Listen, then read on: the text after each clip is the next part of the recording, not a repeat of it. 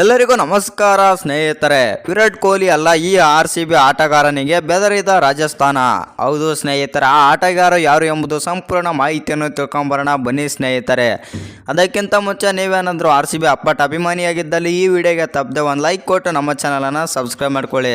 ಹಾಗೆ ಆ ರಾಜಸ್ಥಾನ್ ಮತ್ತು RCB ಎಲಿಮಿನೇಟರ್ ಪಂದ್ಯದಲ್ಲಿ ಯಾವ ತಂಡ ಗೆಲ್ಲುತ್ತೆ ಅಂತ ಕಮೆಂಟ್ ಮಾಡೋದನ್ನು ಮರಿಬೇಡಿ. ಇನ್ನು ಇಂಡಿಯನ್ ಪ್ರೀಮಿಯರ್ ಲೀಗ್ 2024 17ನೇ ಋತುವಿನಲ್ಲಿ ರಾಯಲ್ ಚಾಲೆಂಜರ್ಸ್ ಬೆಂಗಳೂರು ಪ್ಲೇ ಆಫ್ಗೆ ರೋಚಕವಾಗಿ ಎಂಟ್ರಿ ಕೊಟ್ಟಿದೆ. ಇನ್ನು ಮೊದಲ 8 ಪಂದ್ಯಗಳಲ್ಲಿ ಕೇವಲ ಒಂದೇ ಒಂದು ಮಾತ್ರ ಪಂದ್ಯವನ್ನು ಗೆದ್ದಿದ್ದ RCB ತಂಡ ಪ್ಲೇ ಆಫ್ನಿಂದ ಬಹುತೇಕ ಹೊರಗುಳಿದಿತ್ತು. ಆದರೆ ಬಳಿಕ ಸತತ 6 ಗೆಲುವಿನೊಂದಿಗೆ RCB ಭರ್ಜರಿ ಕಮ್ಬ್ಯಾಕ್ ಮಾಡಿ ಪ್ಲೇ ಆಫ್ಗಾದರೆ ಎಂಟ್ರಿ ಕೊಟ್ಟಿದೆ. ಬಳಿಕ ಫಿನಿಕ್ಸ್ ಅಕ್ಕಿ ಅಂತ ಎದ್ದು ಬಂದಿತ್ತು. ಕಳೆದ 6 ಪಂದ್ಯಗಳಲ್ಲಿ ಭರ್ಜರಿ ಗೆಲುವು ದಾಖಲಿಸುವ ಮೂಲಕ ಪ್ಲೇ ಆಫ್ ತಲುಪಿತು. RCB ಪರ ವಿರಾಟ್ ಕೊಹ್ಲಿ ಈ ಸೀಸನ್ನಲ್ಲಿ ಸೂಪರ್ ಫಾರ್ಮ್ನಲ್ಲಿದ್ದಾರೆ ಮತ್ತು ಅವರು ಪ್ರಸ್ತುತ ಆರೆಂಜ್ ಕ್ಯಾಪ್ ಹೋಲ್ಡರ್ ಆಗಿದ್ದಾರೆ.